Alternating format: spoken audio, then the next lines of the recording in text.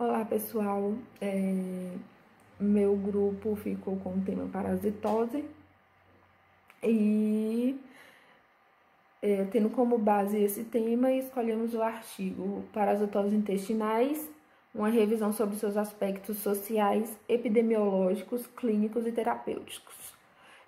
Meu grupo é composto por eu, Áquila, o Paulo Vitor, a Amanda e o Pedro Henrique. Bom, o artigo foi escrito por 4 autoras, que são elas Elizabeth Campos de Andrade, a Isabel Cristina Gonçalves Leite, a Vivian de Oliveira Rodrigues e a Marcele Goldner Sesca. Bom, na introdução, as autoras trazem que as parasitoses intestinais, elas constituem um tipo de endoparasitismo, ou seja, são aqueles parasitas, né, que vivem no interior do corpo do hospedeiro.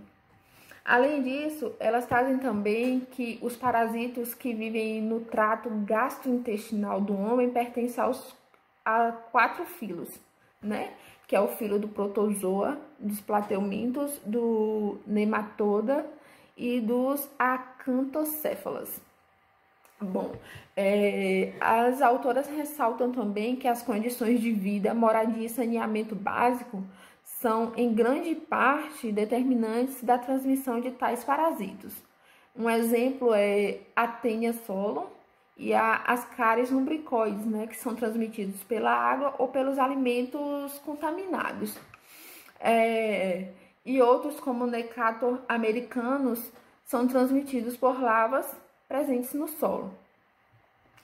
Além disso, a prevalência de parasitoses, como eu disse, é alta em locais nos quais as condições de vida e de saneamento básicas são precárias ou inexistentes. Uma das coisas também que aumenta essa infecção é o desconhecimento de princípios de higiene pessoal e de cuidados, né, na preparação dos alimentos, que podem levar também à reinfecção em áreas endêmicas. Elas também trazem que na América Latina e no Caribe, cerca de 200 milhões de pessoas vivem abaixo da linha da pobreza, né? E 2,4 bilhões não têm saneamento básico. E 1 bilhão de pessoas não têm acesso à água potável. E, além disso, 790 milhões não têm nutrição adequada. Outra coisa também é o acelerado crescimento das favelas, né? Associados a esses e outros fatores que aumentam as chances de exposição a inúmeras doenças, dentre elas, né, as parasitoses. Então, embora o parasitismo intestinal ele seja importante na epidemiologia e na saúde pública, existem poucos temas, né, referentes a esse assunto, principalmente aqui no Brasil. Então, vendo por esse lado, o objetivo desse trabalho é a contribuição para o conhecimento epidemiológico das parasitoses intestinais e sua abordagem terapêutica, ressaltando sua relevância, né, em questões de saúde. Um ponto importante é que o artigo ele é um pouco antigo, né? Ele é de 2009, então é uma breve revisão de literatura, né? E teve como base nos resultados o estudo de prevalência. Então, alguns dados que serão falados pelos colegas a seguir podem não estar atualizados no contexto atual, mas atendiam à demanda da época. E é importante na saúde, especialmente, né, sempre estar atualizado. Então, isso era um problema porque justamente um dos 8 objetivos para o desenvolvimento inclui a erradicação da pobreza e da extrema fome. Então, isso está relacionado à questão das parasitoses intestinais, né? Então, em 2005, aqui no Brasil, o Ministério da Saúde editou um plano nacional, né, dessa questão de vigilância e controle das endoparasitoses, no caso das parasitoses intestinais, né? Ameba, que a gente conhece, lombriga, essas coisas todas. E aí, eles propuseram estratégias de controle para essas parasitoses, né? Então, eles vão colocando aqui alguns objetivos, inclusive cita no artigo, na parte aqui de impacto na saúde pública. E aí fala, né, sobre essa prevalência, sobre os agentes etiológicos, enfim. E aí fala dos objetivos, né, conhecer os agentes etiológicos, normatizar, coordenar e avaliar as ações estratégicas de prevenção dessas parasitoses. Então, de que forma a gente pode prevenir isso? Controle das mesmas, então controlar as parasitoses intestinais, seja com saneamento básico adequado, com remédios, com essa conscientização de uma higienização bacana, né, nos alimentos e outras coisas. Identificar os seus principais fatores de risco, então, de que forma isso pode comprometer a saúde do indivíduo. A gente fez um quiz, isso aqui não tá, eu acredito que não tá aqui no artigo, e aí, pesquisando a respeito em outras fontes, em outros sites, eu vi que uma das parasitoses, eu não me lembro qual agora, causa epilepsia, né? Então ela cresce tanto que solta larvas lá no cérebro e você pode ter epilepsia. Então, são riscos que a gente às vezes não conhece, né? Eu acho que é um sintoma que só é causado por outras doenças, mas uma parasitose também pode causar. Então pelo menos na época, era um dos objetivos, né? Desenvolver atividades de educação continuada para profissionais da saúde, controle, definir estratégias de controle para isso, através de informações, morbidade e mortalidade causadas ou associadas a endoparasitoses. Então, justamente o que eu falei, tem duas taxas, né, de mortalidade. Então, quantas pessoas ali daquele local morrem por causa de parasitas e a questão da morbilidade, né? Então, da morbidade, eu tô confundindo aqui as palavras. De que forma essas pessoas, a quantidade de pessoas que tem, aonde que acontecem esses casos, enfim, justamente essa questão dessa taxa de pessoas que adquirem, né, que tem essas parasitoses, essas endoparasitoses, no caso. A segunda parte, que aqui no artigo fala sobre esses estudos de prevalência. As parasitoses, como a gente viu, estão entre as infecções mais comuns em todo o mundo. Então, assim, mesmo em países desenvolvidos, por mais que a taxa seja menor do que em países em desenvolvimento, subdesenvolvidos, mesmo assim acontecem, porque no momento que a pessoa não faz uma higienização adequada de um alimento, ou enfim, tem vários jeitos de adquirir, né, esses endoparasitas.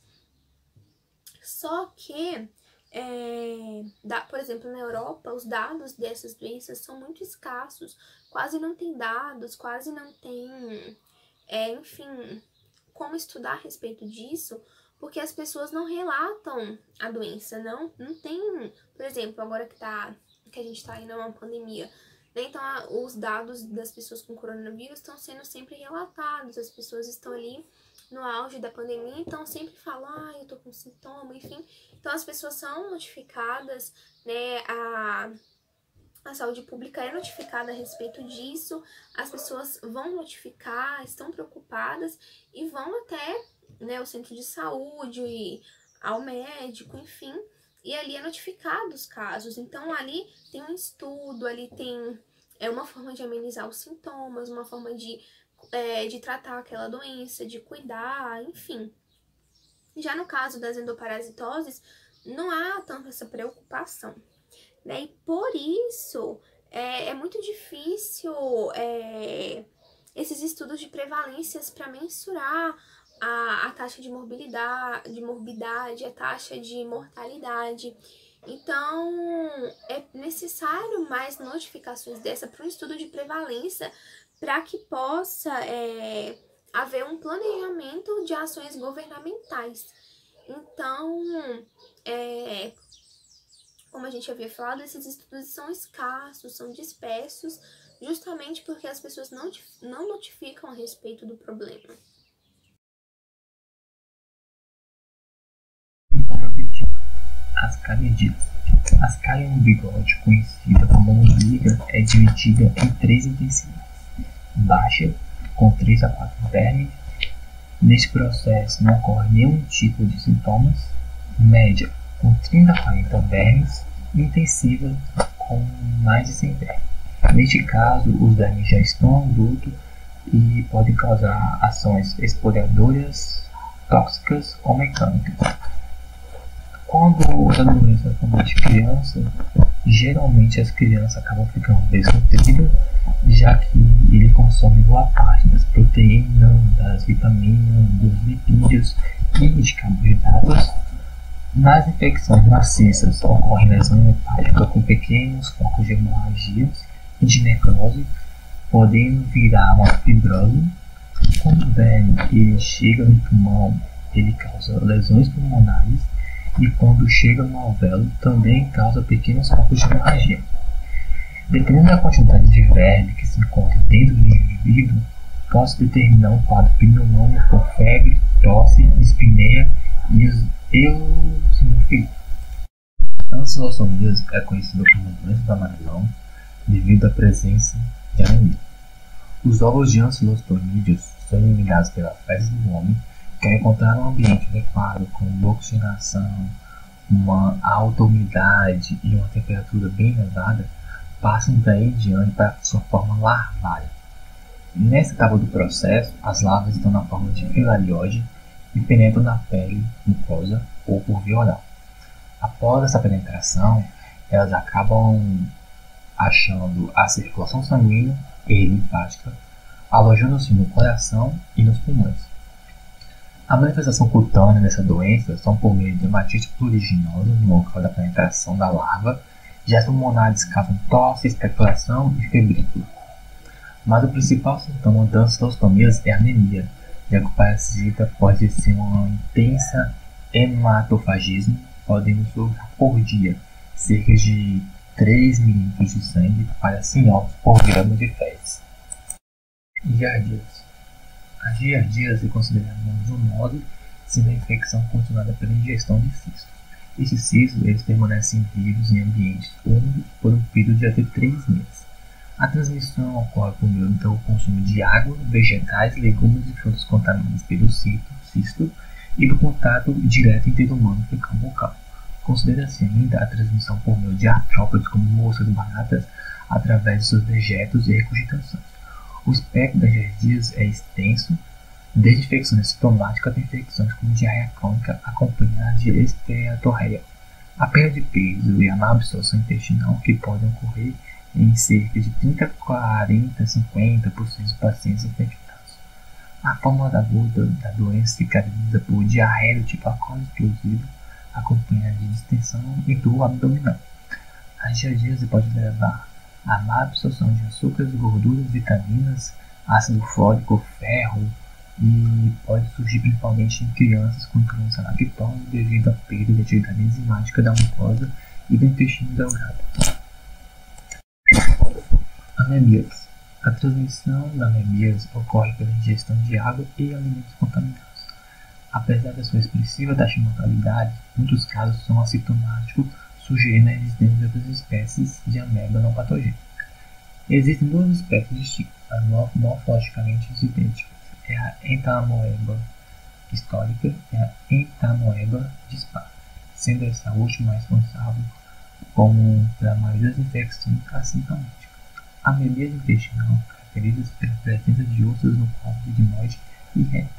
O abscesso anemiano é a forma mais comum de anemias extraintestinal. Decorre da migração dos trofozoides através da demesentérica superior até o fígado, onde causa inflamação, degeneração e necrose. A estrangiolíase é uma parasitose causada pelo Strongyloides stercolaris, endêmicas em países tropicais ou lugares com saneamento básico muito precário. Existem 3 formas de infecção: a hetero ou primo-infecção, quando a larva presente no solo penetra na pele da pessoa; a auto-infecção interna, que é a penetração das larvas na mucosa intestinal de indivíduos infectados cronificando a doença por vários meses ou até mesmo anos; e a auto-infecção externa, as larvas penetram na pele da região perianal. As manifestações clínicas podem estar ausentes ou podem ocorrer em formas graves. A dermatite lavada pode ocorrer nos pés, mãos, nádegas ou na região anogenital. Podem estar presentes do abdominal ou epigástrica, anorexia, náusea, vômitos, perda de peso, diarreia, secretura ou esteatorreia, desnutrição proteica e calórica. A estrangilodíase disseminada ocorre em pacientes imunodeprimidos, caracterizando-se como um quadro grave e com alta mortalidade. A teníase é causada pelos cestódios taína sólium e taína saginata.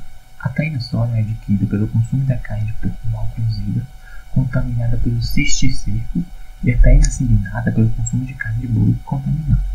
A taína é uma doença causada pelo verme adulto, podendo haver contaminação no caso da taína sólium pela ingestão de ovos de tênia adulta, eliminado pelas fezes do doente. Os embriões eles migram principalmente para o sistema nervoso central, para o globo ocular ou para o tecido muscular. A evolução pode ser assintomática ou o doente pode apresentar sintomas específicos como fadiga, irritabilidade, cefaleia, anorexia, diarreia ou constipação, perda de peso, em alguns casos obstrução intestinal. A neurocística cercose, quando atinge chega no sistema nervoso central, essa é a forma mais grave da doença, com quadro de convulsões, hipertensão intracraniana, cefaleia, meningite, ciste cercótica e distúrbios psíquicos. Esquistossomose. A infecção pela esquistossomose começa quando as cercárias penetram na pele, geralmente nos pés e pernas que estão em contato com água contaminada, e a pessoa acaba adquirindo xistossoma monção. Ocorre inicialmente a dermatite cercariana no local de entrada do parasita e evolui para a forma mais grave da doença, particularmente na forma de hepatoesplênica, podendo levar até a morte.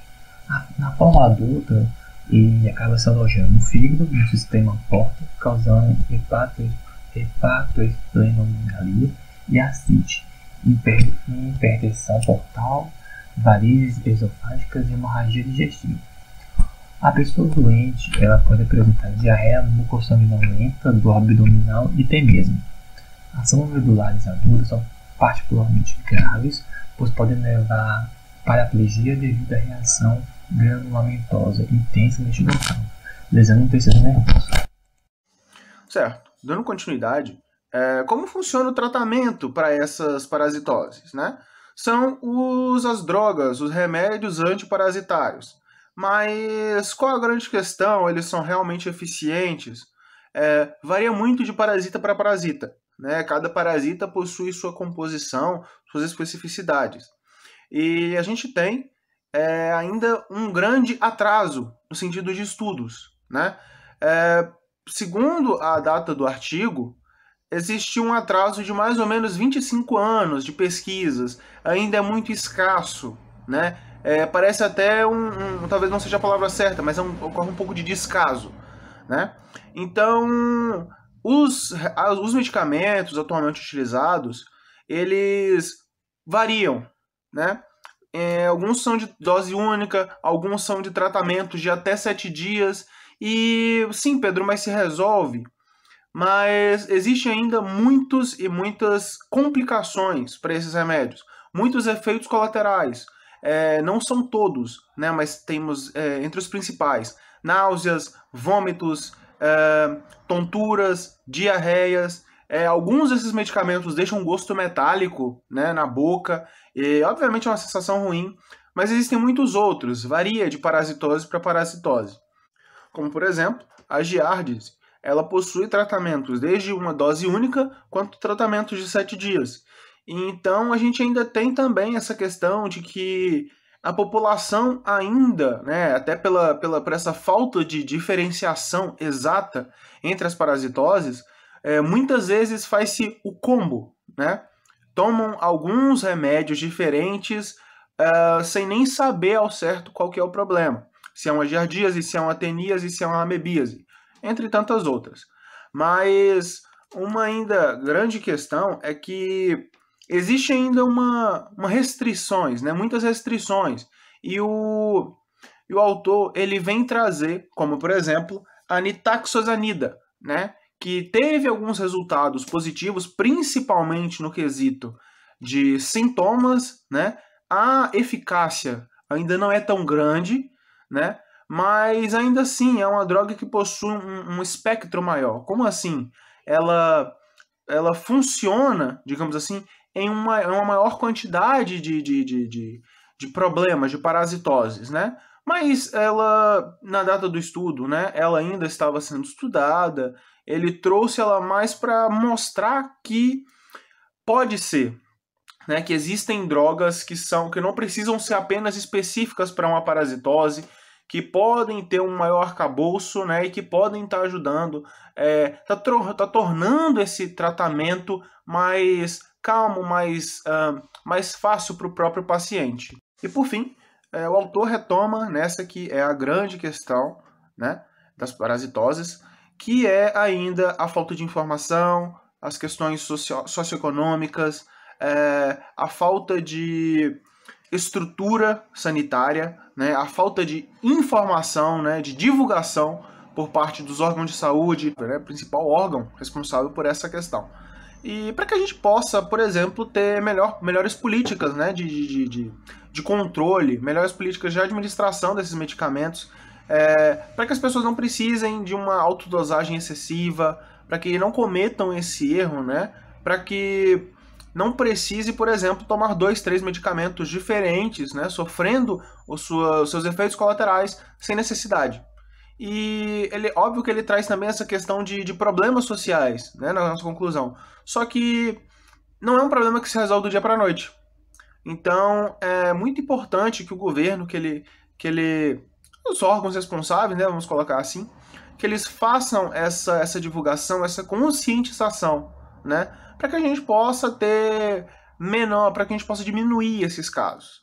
E também o investimento governamental no quesito de novas pesquisas, de novos medicamentos, como, por exemplo, né, a nitaxosanida, que ele traz no artigo, mas para que a gente possa ter, que é um medicamento, né, de maior espectro, né, ou seja, ele poderia, por exemplo, né, não temos um resultado 100%, mas atuar tanto na parasitose A quanto na parasitose B e, acima de tudo, causando, né, tornando esse processo menos doloroso para o paciente.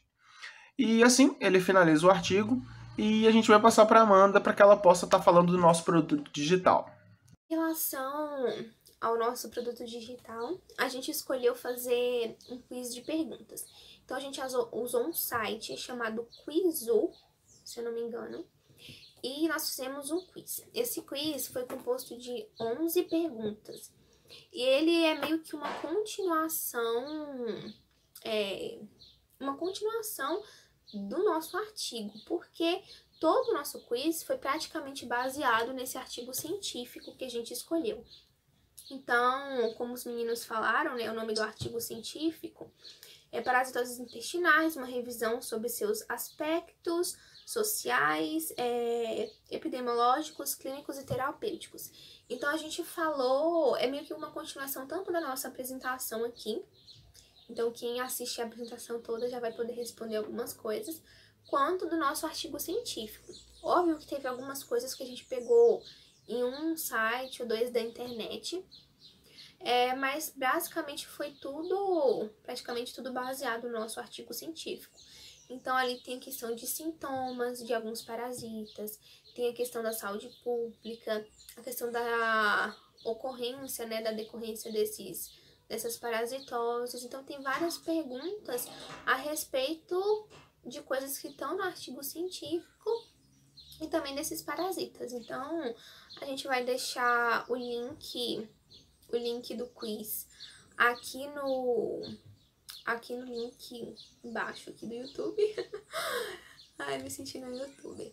A gente vai deixar o link do quiz aqui e aí quem quiser ir lá responder tá bem tranquilo. Né, são 11 perguntas, a gente se baseou no nosso artigo científico e aí ficou uma continuação da nossa apresentação. A gente não quis se basear em outros artigos, em outras coisas, a gente quis tirar as fontes aqui do artigo mesmo, até para ficar mais divertido e mais fácil, porque quiz também é muito difícil, né? Fica meio chato. Então, é basicamente isso. A gente vai deixar o link aqui. Então, quem puder responder, é só clicar no link e ir lá brincar um pouco.